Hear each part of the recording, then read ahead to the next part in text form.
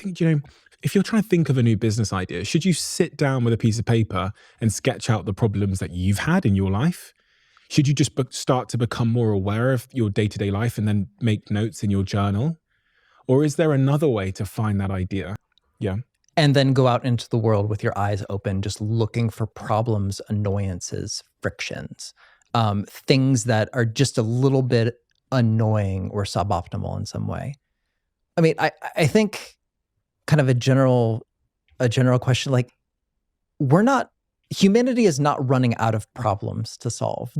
There are millions of opportunities to make someone's life a little bit more pleasant, a little bit more secure, a little bit more interesting, a little bit more fun. And so I think there's a lot of magic to be had in just going out into the world and having experiences in the world with other people and just noticing in a way that you've never noticed before of, oh, there's something there that's a little bit higher friction than it otherwise could be. I mean, this was kind of the genesis of like Amazon Prime. How can we make it as easy as possible for someone to click a button and something magically arrives on your doorstep within 24 to 48 hours? How can we make just this opportunity a little bit more fun or different or interesting? It's so interesting because I was just thinking as you're saying that, I was thinking, what is an annoyance or a frustration that I just live with that I've kind of just assumed is the way of the world and it's just the way it is. And every single time before we start the podcast, Jack will walk in and Jack will say to the guest, please don't bang on the table, because if you bang on the table, it comes through the mic. We've been saying it for years. We haven't figured out how to solve the problem yet. So if there's anybody out there, but I was thinking, do you know what?